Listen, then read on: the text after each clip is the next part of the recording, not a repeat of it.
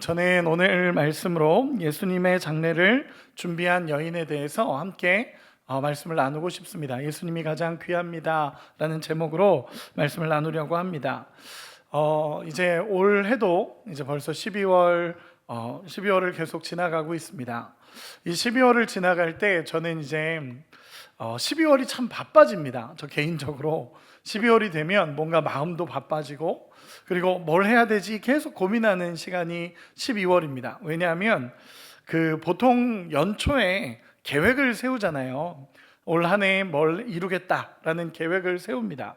그런데 12월이 되면 이제 그때의 계획을 생각하면서 못 이룬 것들을 12월 안에 어떻게든 이루려고 하다 보니까 12월이 저한테는 참 바쁩니다. 그래서 계획을 세운 것들을 이렇게 막 했었는데, 그러면서 이제 한 해를 돌아보며 나는 오늘 올해 어떤 계획을 세웠지? 라는 생각을 하면서 한 해를 돌아보는 시간들이 저 개인적으로는 좀 있었습니다. 근데 돌아보는데 이번 연도는 아무 계획이 없었습니다. 계획을 세웠어야 되는데 계획을 세우지 못했습니다. 왜냐하면 그때 당시에 이제 12월이 들어오면서 제가 우리 교회에서 청빙에 대한 이야기도 왔었고, 그리고 내년도 이제 또 그때 당시 은평교회 청년부 사역을 하고 있었고, 이러다 보니까 뭔가 집중이 어떻게 해야 될지 몰라서 그냥 계속 계획이 안 세워지는 겁니다. 항상 그래도 연초에 계획을 세우는데, 그래서 제가 그때 12월 말에 이제 한 해를 마무리하면서 송구영신 예배 때 하나님 앞에 고백했던 것이 무엇이냐면, 그냥 계획이나 뭐 이런 구체적인 거 말고, 하나님, 제가 하나님이 정말 기뻐하시는 한 해가 되고 싶습니다. 하나님이 정말 기뻐하시고 하나님이 정말 행복해 하시는 그런 한 해를 제가 살아가도록 최선을 다해 보겠습니다 라는 그런 믿음의 결단이 있었습니다. 그리고 한 해를 이렇게 돌아보는데 참 부끄럽고, 하나님 앞에 참 부끄럽고 연약한 부분도 참 많았구나 라는 생각이 들고, 하나님 앞에 고민하면서 오늘 말씀을 준비하게 됐습니다. 오늘 말씀은 사실 성탄의 시기인데 장례에 대한 말씀을 하려고 합니다. 성탄의 시기인데 예수님의 장례를 준비했던 한 여인에 대한 이야기를 오늘 말씀을 통해 좀 알아보고 싶습니다. 이 말씀을 어떻게 연결할까라는 생각이 들다가 한 문구가 이렇게 떠올랐습니다. 그 문구가 뭐였냐면, 우리는 모두 살려고 이 땅에 살아가고 뭔가 더 잘 살려고 이 땅에서 살아가는데, 이 땅에 유일하게 오시면서 죽기 위해 이 땅에 오신 분이 예수님이시다라는 것이 이 한 문장으로 생각이 났습니다. 여러분, 이 땅에 우리는 다 살기 위해서 이 자리에 있는데, 이 땅에 유일하게 죽기 위해서 이 땅에 오신 분이 바로 예수님이십니다. 그렇기 때문에 예수님의 탄생과 예수님의 십자가는 맞물릴 수밖에 없습니다. 예수님의 십자가와 예수님의 탄생은 항상 함께 이야기될 수밖에 없다라는 것입니다. 여러분, 오늘 본문은 예수님이 참 기뻐하셨던 이야기를 담고 있습니다. 예수님께서 성경에서 보면 예수님이 막 행복하셨다, 기뻐하셨다 이런 얘기를 사실은 별로 나타나진 않습니다. 예수님께서 이 땅에 오셔서 너무너무 행복했다, 너무 즐거웠다, 기뻤다 이런 얘기가 성경에 많이 기록되면 좋겠는데 사실 그렇게 많이 기록되진 않습니다.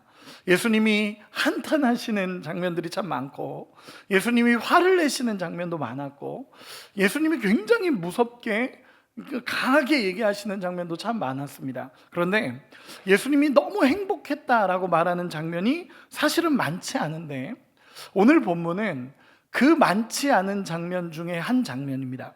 예수님께서 너무너무 기뻐하셨고 너무너무 행복하셨다라고 표현하는 장면입니다. 예수님이 얼마나 기쁘셨던지 복음이 전해지는 그곳에 이 이야기도 함께 전해져야 된다라고 예수님께서 말씀하셨다라는 것입니다. 여러분, 저는 이 말씀을 이렇게 묵상하면서 참 부러웠습니다. 와, 예수님의 마음을 이렇게 기쁘게 할 수 있구나. 예수님이 이렇게 행복해 하시는 그 장면을 보면서 나도 예수님을 정말 행복하게 하고 싶다라는 마음에 소망이 되고 결단이 되는 것이 오늘 말씀이었습니다. 여러분, 한번 물어보고 싶습니다. 여러분, 예수님을 기쁘시게 하고 계십니까? 여러분, 여러분, 네. 우리 옆 사람에게 물어보시기 바랍니다. 옆 사람에게 다시 한번 물어봅시다. 당신은 예수님을 기쁘게 하고 있습니까? 대답도 들어주시기 바랍니다. 네, 아직은 부족한 걸로 하겠습니다. 아직은 부족한 걸로 하겠습니다. 그러면 오늘 본문을 통해 어떻게 하면 예수님을 기쁘시게 할까라는 고민을 함께 말씀으로 나눴으면 좋겠습니다. 오늘 본문에서 보면 예수님께서 베다니 나병 환자 시몬의 집에 있었을 때에 예수님께서 그 집안에서 거하고 있는 그때에 있었던 일들입니다. 이때가 어느 정도 시점이냐면 2절에 보면 26장 2절에 제가 읽어드리겠습니다. 너희가 아는 바와 같이 이틀이 지나면 유월절이라 인자가 십자가에 못 박히기 위하여 팔리리라 하시더라. 아멘. 이때가 어느 시점이냐면 제자들에게 예수님이 십자가에 대해서 계속적으로 이야기하던 시점입니다. 이제는 내가 십자가를 질 거다라고 예수님께서 마태복음 16장부터 시작해서 예수님께서 계속적으로 이야기해 오신 것입니다. 내가 십자가를 지게 될 거다, 십자가를 지게 될 거다라고 얘기하시면서 이제 십자가를 지기까지 며칠 안 남겨둔 상태의 시간입니다. 근데 그런 그때에 예수님께서 계속적으로 십자가를 이야기하고 계셨고 제자들에게 나는 이제 십자가에서 죽을 거야 라고 예수님이 제자들에게 이야기하고 있었던 시점입니다. 여러분, 그런 이야기를 들으면서 제자들의 반응은 어땠는지 혹시 기억나십니까? 별로 예수님 왜 그러십니까? 라고는 얘기한 적이 있는데 예수님의 이 얘기를 이 제자들은 그렇게 크게 귀담아 듣지 않는 것 같습니다. 왜냐하면 예수님께서 십자가와 함께 부활도 이야기하셨는데 예수님께서 십자가에서 죽으신 이후에 누구도 예수님이 부활할 거라고 생각하지도 않았기 때문에 그렇습니다. 동일하게 예수님은 십자가에 대해서 계속적으로 이야기하고 계셨습니다. 그런데 제자들은 그것에 대해서 귀를 기울이지 않았던 그 시간입니다. 이제 십자가를 지시기 얼마 앞에 있는 그 상황입니다. 베다니 시몬의 집에서 식사를 하고 있는 그때에 엄청난 사건이 갑자기 일어납니다. 그게 누구냐면 어떤 한 여인이라고 이 본문에서는 표현을 하지만 또 다른 본문에서는 마리아라고 표현을 합니다. 마리아가 매우 귀한 향유 한 옥합을 가지고 와서 예수님의 머리에 붓는 사건이 발생하게 됩니다. 여러분, 이게 왜 엄청난 사건이냐 하면요, 이 예수님의 머리에 부은 이 향유 옥합이 300데나리온, 실제로 이 향유 옥합이 300데나리온이다 라고 성경은 기록합니다. 여러분, 300데나리온이면 얼마 정도 되는지 아십니까? 한 3천만 원 정도 됩니다.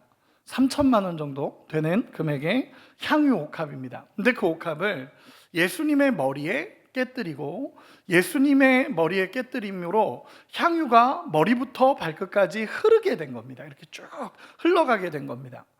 예수님 앞에 그런 일들이 벌어지기 시작합니다. 갑자기 식사하고 있는데 한 여인이 와서, 마리아가 와서 향유 옥합을 깨뜨려서 예수님의 머리 위에 붓기 시작합니다. 그랬더니 머리부터 발끝까지 쭉 다 이제 향유로 가득 차게 됩니다.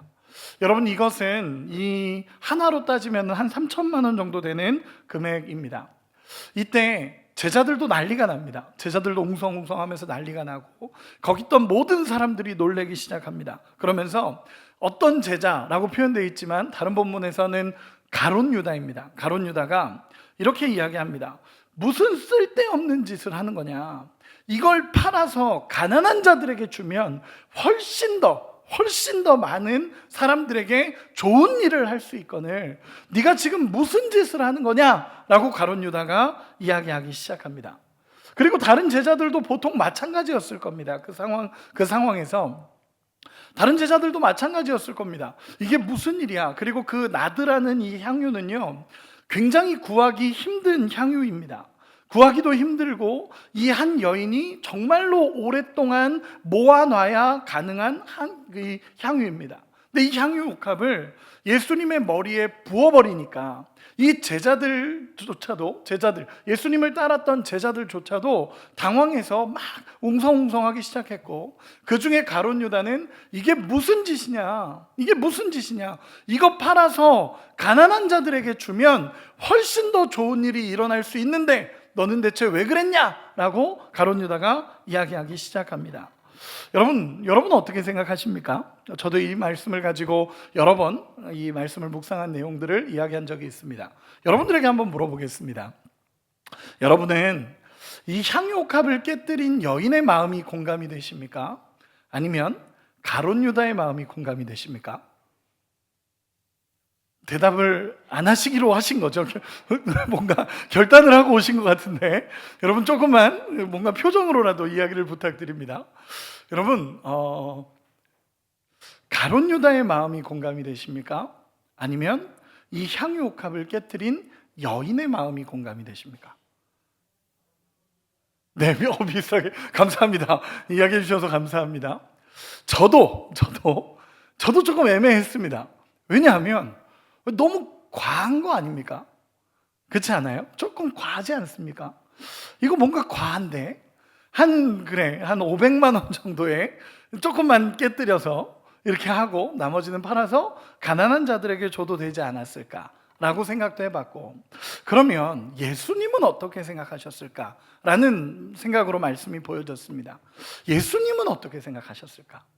이제는 예수님의 반응이 중요한 겁니다. 왜냐하면 그동안의 예수님은 가난한 자들의 친구가 되어주셨고, 가난한 자들과 늘 함께하여 주셨고, 예수님은 그 상황 속에서 그들과 언제나 동행하시며 그들의 필요를 채워주시기도 하셨고, 그들을 불쌍히 여기시기도 하셨던 분이 예수님이십니다.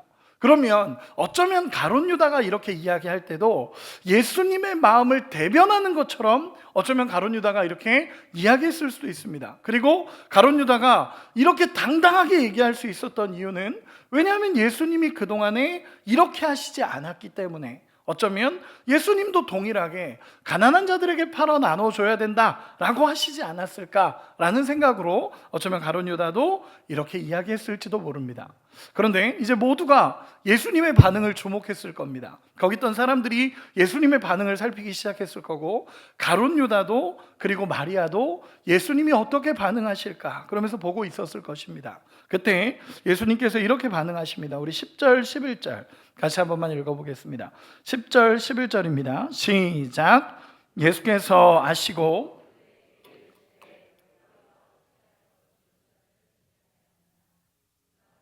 좋은 일을 하였느니라. 가난한 자들은 항상 너희와 함께 있거니와 나는 항상 함께 있지 아니하리라. 아멘. 여러분, 예수님이 이렇게 얘기하시는 겁니다. 너무 의외의 답변입니다. 예수님께서 어쩌면 정말 의외의 답변을 예수님이 하시는 겁니다. 왜냐하면 그동안에 했던 말들과 예수님이 조금 다를 수 있게 느껴지는 상황입니다. 예수님이 이렇게 얘기하십니다. 이 여인이 나에게 좋은 일을 하였는데 왜 너희가 이 여인을 힘들게 하고 괴롭게 하냐? 이 여인은 지금 나에게 좋은 일을 했다. 가난한 자들은 항상 너희와 함께 있지만 나는 항상 너희와 함께 있을 수가 없다 라고 예수님께서 말씀하시는 것입니다. 여러분, 예수님이 이렇게 얘기하신 겁니다. 우리 예수님이 왜 이렇게까지 얘기했는지에 대해서는 마지막에 이야기를 나누도록 하고, 어쨌든 예수님께서 정확하게 표현한 게 이겁니다. 이 여인은 내게 좋은 일을 했다. 이 여인은 내게 좋은 일을 했다 라고 말하는 것 하나와, 가난한 자들은 항상 너희와 함께 있지만 나는 너희와 항상 있지 않는다 라고 예수님께서 이야기해 주신 겁니다. 그럼 한번 물어보겠습니다. 왜 마리아는 이렇게 예수님 앞에 드릴 수 있었고, 가룟 유다는 이것을 예수님께 드린 것을 오히려 아까워하며 이걸 가난한 자들에게 주면 더 좋지 않았겠냐라고 이야기하는 상황이 벌어집니다. 여러분, 왜 이런 차이가 나겠습니까? 성경에서는 비교적 분명하게 이 부분에 대해서 계속적으로 다루고 있습니다. 여러분, 이 마리아라는 여인은 이 자신의 모든 것을 깨뜨리면서도 예수님 앞에 이걸 드리는 사람이었고, 가룟 유다는 그게 못마땅했던 사람입니다. 여러분, 왜 그런 차이가 나겠습니까? 여러분, 두 가지의 차이로 오늘 말씀을 이어가려고 합니다. 첫 번째는 무엇이냐면, 여러분 따라합시다. 믿음의 차이이다. 다시, 믿음의 차이이다. 여러분, 믿음의 차이입니다. 여러분, 마리아에게 있어서 예수님은 어떤 분이셨을까요? 마리아에게 있어 예수님은요, 불과 얼마 전에 자신의 오빠를 살려주셨던 분이 예수님이십니다. 불과 얼마 전에 죽었던 나사로를 살려주셨고, 늘 예수님 발 밑에서 예수님의 말씀을 들으면서 있었던 사람이 마리아입니다. 그러면 우리가 이해할 수 있는 것은 무엇이냐면, 예수님이 나사로를 살리시는 현장에서 뭐라고 말씀하셨죠? 나는 부활이요 생명이니 나를 믿는 자는 죽어도 살겠고 무릇 살아서 나를 믿는 자는 영원히 죽지 아니하리니 이것을 너희가 믿느냐 라고 말씀하시며, 예수님이 하나님이시라는 것을 예수님은 보여주셨습니다. 그리고 예수님은 이제까지도 말씀을 계속 전하면서 내가 이 땅에 온 하나님 메시아다라는 것을 예수님께서는 계속 말씀해 주셨습니다. 그리고 마리아는 정확하게 예수님이 하나님이시라는 것을 경험했습니다. 뭐냐면 오빠가 살아나는 그 현장을 눈으로 보고 그 현장 속에서 예수님이 어떤 분이신지를 깨닫고 알게 되니까 예수님께 드리는 것이 아깝지가 않은 겁니다. 예수님 앞에 이 모든 것을 드릴 수 있는 것이 아깝지 않은 것입니다. 여러분, 언제 우리가 하나님 앞에 아낌없이 하나님 앞에 헌신하고 하나님 앞에 드릴 수 있습니까? 여러분, 우리를 돌아보면 언제 우리가 하나님 앞에 헌신하고 언제 우리가 하나님 앞에 나아가고 언제 우리가 하나님 앞에 드릴 수 있습니까? 예수님이 어떤 분이신지를 알고 예수님의 은혜가 나를 얼마나 크게 덮는지를 깨달을 때 우리는 하나님 앞에 하는 것이 아깝지 않습니다. 여러분, 아멘이십니까?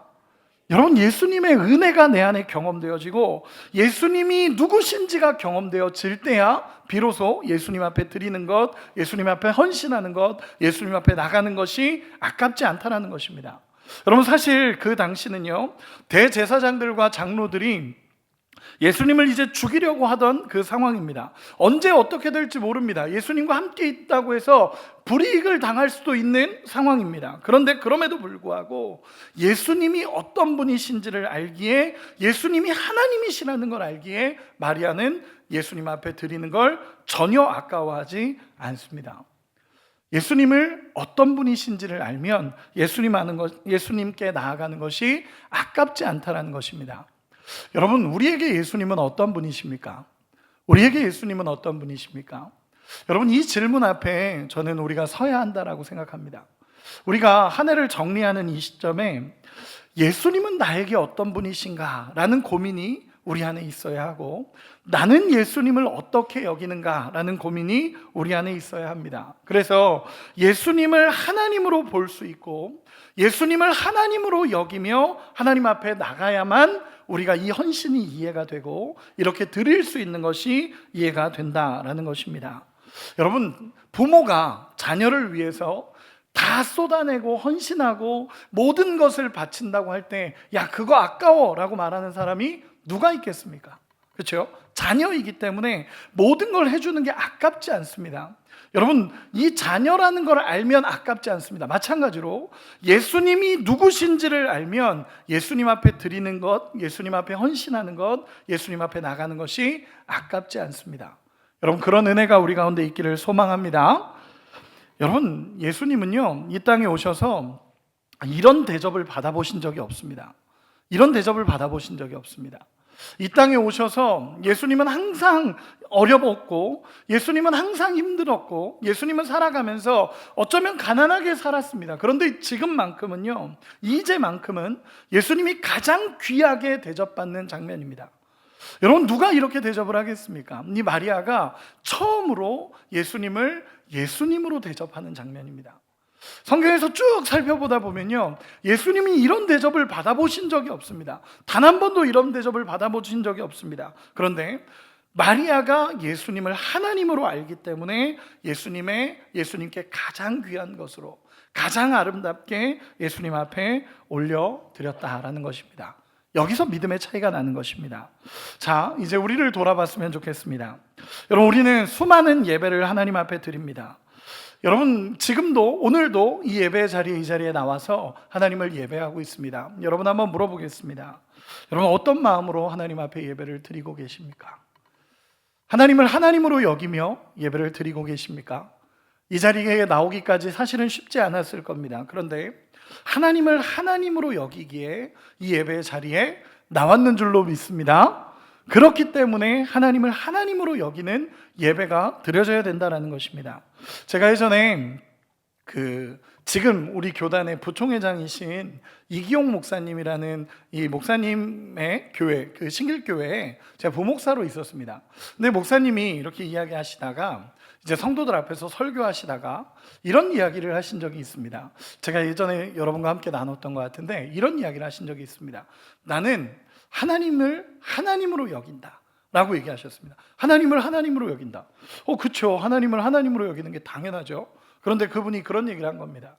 나는 내가 하나님을 하나님으로 여기는 방법 중에 하나는 나는 공예배에 단 한 차례도 빠진 적이 없다 라는 표현을 하는 겁니다.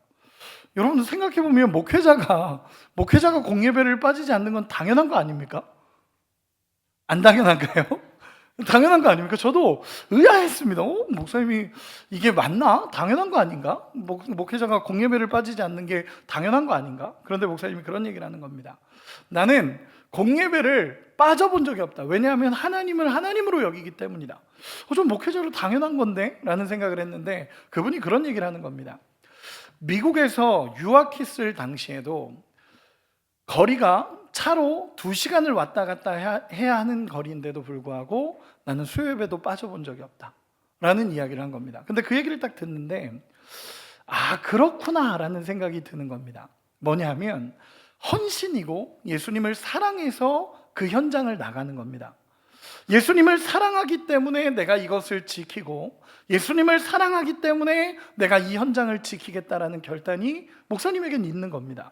그게 비가 오나 눈이 오나 상관없이 나는 하나님을 하나님으로 여깁니다 라는 고백으로, 이 목사님의 고백으로 드린 겁니다.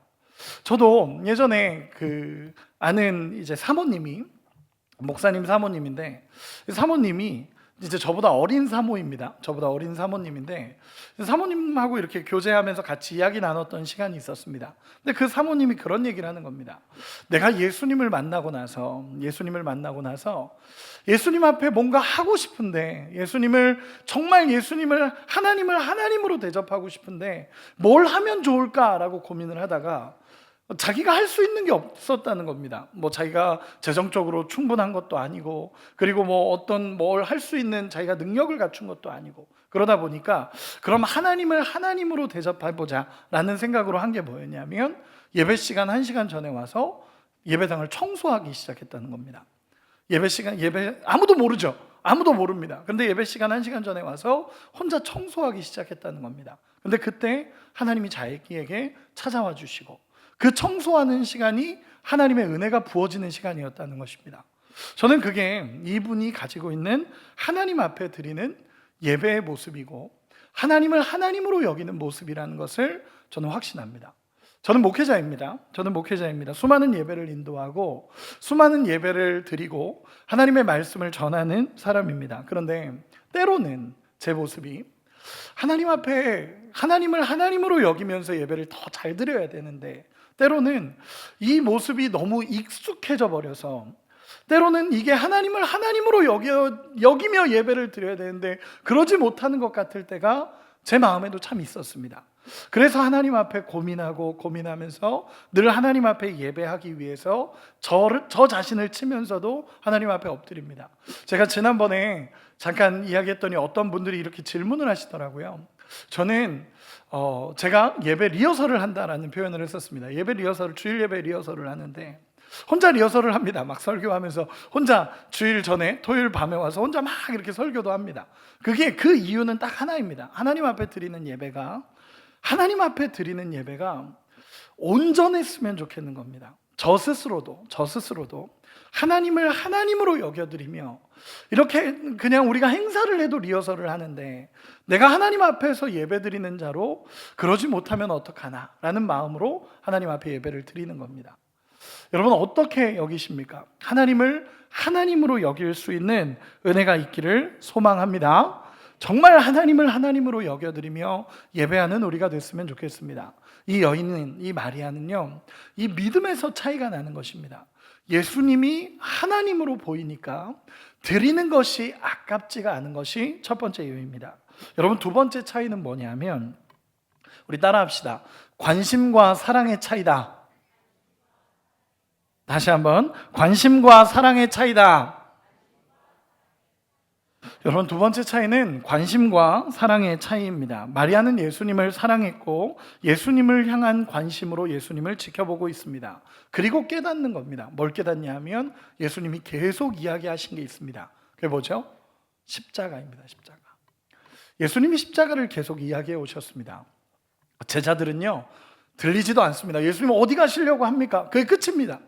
예수님 어디 가시려고 합니까? 예수님 가시면 안 됩니다. 이게 끝입니다. 그런데 마리아는 늘 예수님 발 밑에서 예수님의 말씀을 듣고 예수님과 함께 하다 보니까 다른 제자들은 설마 그러면서 넘어갔던 것을 이 마리아는 진지하게 받아들이고 준비하기 시작합니다. 그리고 나서 이 향유옥합을 예수님 앞에 깨뜨리는 겁니다. 여러분, 향유옥합의 용도가 여러 가지가 있습니다. 그 중에 대표적인 용도는 무엇이냐면 죽은 자의 몸에 바르며 장사 지내는 역할을 하는 것이 이 나드라는 향유옥합의 이야기입니다. 예수님께서도 요한복음 19장 40절에서 이렇게 이야기를 합니다. 내 장례를 위한 거다라고 예수님께서도 분명하게 얘기하십니다. 여러분, 이 표현은 뭐냐면 예수님도 마리아를 아는 겁니다. 아, 이 여인이 지금 나의 장례를 준비하고 있구나라는 것을 알고 있는 겁니다. 여러분, 마리아는 예수님의 말씀이 들렸습니다. 예수님의 말씀이 들렸고 예수님이 십자가에서 내가 죽을 거다라고 말하는 것이 들렸고 예수님이 십자가에서 내가 죽고 살아날 거다라는 것이 마리아의 귀에 들려지고 마음에 들려지니까 예수님의 장례를 준비해야 된다라는 마음으로 예수님 앞에 깨뜨려 드린 겁니다. 그리고 예수님도 이것은 나의 장례를 위한 것이다 라고 예수님께서 이야기하십니다. 그렇기 때문에 가장 귀한 것을 예수님 앞에 드릴 수 있는 겁니다. 여러분, 마리아가 이것을 드림으로 인해서 어쩌면 가장 초라할 수밖에 없는 십자가 죽음이 하나님 앞에서 가장 위대한 장례라는 게 보여지는 장면이 오늘의 말씀입니다. 어쩌면 가장 초라하고 가장 없어 보이고 가장 연약하고 가장 괴롭게 죽는 게 십자가의 모습인데 마리아가 이 향유옥합을 깨뜨림을 통해서 이 나드라는 향유를 깨뜨림으로 인해서 예수님의 장례가 가장 귀하고 가장 아름다운 장례라는 것을 보여주고 있습니다. 예수님을 사랑하는 마음이 다른 겁니다. 예수님의 말씀을 듣는 자세가 다른 거고 예수님의 말씀을 듣고 실행하는 자세가 다르다라는 것입니다. 그렇기 때문에 예수님은 이 마리아의 향유옥합을 너무나 기쁘게 받으신 것입니다. 가장 고독한 순간에 어쩌면 예수님의 마음이 제일 무너졌던 시간 아닐까요? 예수님도 그 시간에 이제 십자가를 얼마 앞두고 있는 그 시간에 어쩌면 가장 괴롭고 가장 고독하고 가장 어려운 시간에 이 마리아가 향유옥합을 부음을 통해서 가장 위대한 위로와 사랑을 예수님도 경험하시는 장면입니다. 여러분, 누가 예수님 앞에 이렇게 할 수 있겠습니까? 여러분, 한번 이렇게 물어보고 싶습니다. 예수님을 정말 사랑하며 예수님을 섬기고 계십니까? 마음에 찔림이 있어서 대답이 어려우신 거죠? 다시 한 번만 물어보겠습니다. 우리의 마음에 예수님을 사랑함으로 신앙을 지키고 계십니까? 그런 은혜가 우리 가운데 있기를 소망합니다. 다윗이 그랬습니다. 다윗이 자기는 궁에서 사는데 우리 하나님은 멀리 있는 것 같고 우리 하나님의 법궤는 언약궤는 딴 데 있고 그러니까 우리 하나님이 거하실 성전을 짓기를 원한다 라는 이 마음을 우리 하나님이 이쁘게 보시는 겁니다. 여러분, 우리의 인생에 정말 하나님을 사랑하는 은혜가 있기를 소망합니다. 저도 우리 교회 성도님들을 이렇게 보다 보면 참 헌신하시는 분들도 많고 하나님 앞에 나가시는 분들도 많고 때로는 또 재정으로 하나님 앞에 드리는 분들도 많습니다. 그래서 이렇게 보다 보면요, 정말 예수님을 사랑함으로 이렇게 헌신하는구나 라는 생각을 참 많이 하게 됩니다. 여러분, 헌신하는 사람들을 자세히 보시기 바랍니다. 그분들은요, 집이 가까워서 막 교회에 헌신한다 이런 사람들 없습니다. 여러분, 혹시 집 가까워서 헌신하고 계신 분 계십니까? 없으시죠?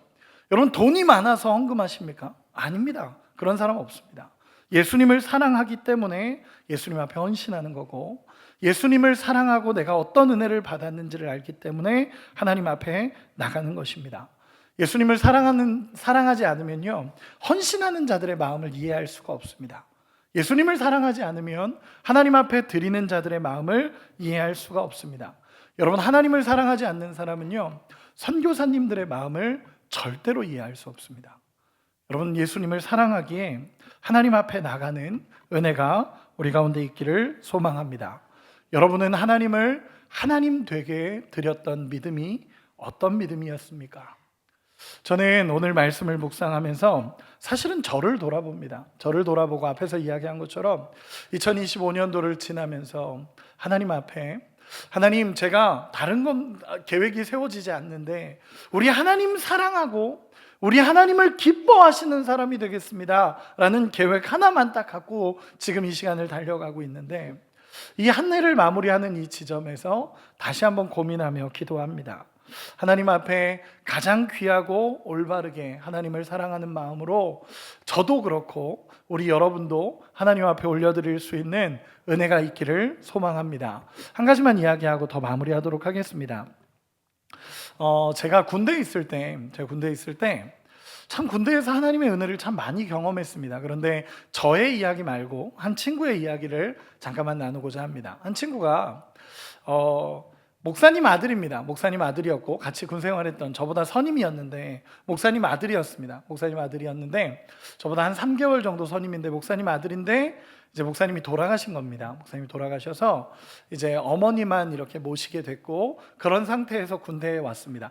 너무 성실한 친구고요, 너무 정직하게 하나님 앞에 신앙생활했던 친구입니다. 근데 그 친구가 이렇게 굉장히 순둥순둥한 친구입니다. 그런데 이제 교회에 와서 이제 그 부대에 입대하고 나서 신앙이 많이 이렇게 사라져 가는 겁니다. 왜냐하면 교회도 잘 못 나가고 막 이러니까, 상황이 안 좋으니까 신앙이 약해지는 겁니다. 그런데 제가 부대에 부임이 아니라 입대하게 됐고, 입대하고 나서 저는 불타는 전도자였기 때문에 그 친구를 붙잡고 새벽 예배를 매일 가기 시작했습니다. 저는 이제 군대에서도 하나님께서 참 은혜를 주셔서 새벽을 깨울 수 있는 은혜를 주셨는데, 저 혼자 하기 그래서 그 선임이었는데 그 선임을 붙잡고 매일 새벽 예배를 데려가기 시작했습니다. 그런데 그때 하나님이 이 선임에게 은혜를 주셨던 것 같습니다. 하나님이 은혜를 많이 부어주셨습니다. 그리고 나서 이 선임이 제대하는데 어느 날 저한테 찾아와서 이제 진명아, 그러면서 진명아, 이거 제가 그때 형이었습니다. 진명이 형이라고 했습니다. 진명이 형, 이거 헌금이에요 라고 하면서 주는 겁니다. 그래서 이게 뭐예요? 이게 뭡니까? 라고 얘기했더니 자기가 사실은 어머니, 홀어머니 드리고 싶어서 군 부대 생활하면서 안 쓰고 모은 돈이라는 겁니다. 안 쓰고 모은 돈이고 이렇게 드리고 싶은데 자기가 기도하는 가운데 우리 하나님 앞에 드리고 싶다라는 마음이 들었다는 겁니다. 하나님 앞에. 그래서 그걸 이렇게 주고 갔습니다. 그래서 얼마나 되겠나라고 봤더니 그 금액이 지금도 아직도 기억납니다. 150만 원이었습니다. 150만 원. 여러분, 군 생활하면 제가 그때 제게 2등병 월급이 34,200원이었습니다. 2등병 월급이. 그리고 병장 때가 72,000원. 제가 격리병이어서 다 알고 있습니다. 제가 그때 당시에 격리를 했었기 때문에 다 알고 있습니다. 34,200원 가지고 150만 원을 모은 겁니다. 여러분, 그렇게 하나님 앞에 모으면서 하나님 앞에 그렇게 부모님 앞에 드리려고 했던 그것을 하나님 앞에 드리고 가면서 하나님을 더 사랑하고 내가 우리 하나님을 사랑하기 때문에 이렇게 드립니다 라고 하면서 드리고 갔습니다. 저는 그 헌금을 보면서 참 많이 울었습니다. 그 헌금을 붙잡고. 왜냐하면 이 친구의 신앙생활을 아니까. 하나님 앞에 아름답게 헌신하고 하나님 앞에 드렸던 그 모습을 저는 경험했습니다. 여러분, 헌금을 얘기하는 게 아니라 그 마음을 이야기하는 겁니다. 그리고 하나님을 하나님으로 대접하는 거고, 하나님을 가장 사랑하는 사람의 모습을 보여주고 있는 것입니다. 말씀을 정리하겠습니다. 여러분, 마리아의 이 향유옥합은요, 가장 비참하고 낮은 모습으로 죽어야 하는 십자가가 가장 위대한 장래임을 보여주고 있습니다. 또 예수님은 너무 기뻐하시면서 이 여인의 이야기가 복음이 전파되는 자리마다 전해져야 된다라고 예수님께서 말씀해 주십니다. 여러분, 정직하게 우리의 모습을 돌아보기를 원합니다. 여러분, 한 해를 돌아보면서 하나님을 기쁘시게 한 것이 무엇인지 우리 돌아보기를 원합니다. 여러분, 마리아가 엄청나게 은혜를 받았기 때문에 마리아는 드릴 수 있고 나는 안 된다, 이건 아닙니다. 받은 은혜가 적었던 적은 한 번도 없습니다. 하나님이 우리에게 주신 은혜는 너무너무 크고, 하나님이 주신 은혜는 헤아릴 수 없을 정도로 하나님은 우리에게 은혜를 베풀어 주셨습니다. 그 은혜에 감사하며 하나님 앞에 고백할 수 있는 우리가 됐으면 좋겠습니다. 주님, 제가 받은 은혜가 너무 큽니다. 그리고 하나님 한 해를 돌아보며 하나님이 나에게 주셨던 은혜에 감사하며 우리 주님을 기쁘시게 하기 원합니다 라는 믿음의 고백이 있기를 소망합니다. 여러분, 예수님 사랑하십니까? 우리 이 부분에서는 확실하게 아멘 합시다. 예수님 사랑하십니까? 여러분, 예수님을 사랑하신다면 그냥 감정이 아니라 진짜 예수님을 사랑하는 방법들을 찾아가기를 원합니다. 예수님 앞에 헌신하시고요, 내 삶에서 하나님의 말씀의 자리에 서시고요, 하나님 앞에 기도하는 자리에 서시고요, 내가 그냥 감정적으로 주님 사랑합니다가 아니라 내 마음의 결단을 가지고 하나님 앞에 나아갈 수 있는 은혜가 있기를 소망합니다. 주님을 향한 뜨거운 사랑과 마음을 드리며 우리 주님을 더욱 신뢰하고 한 해를 마무리하면서 우리 주님을 기쁘시게 하기 원합니다 라는 믿음의 고백이 우리 가운데 있기를 예수님의 이름으로 축원합니다.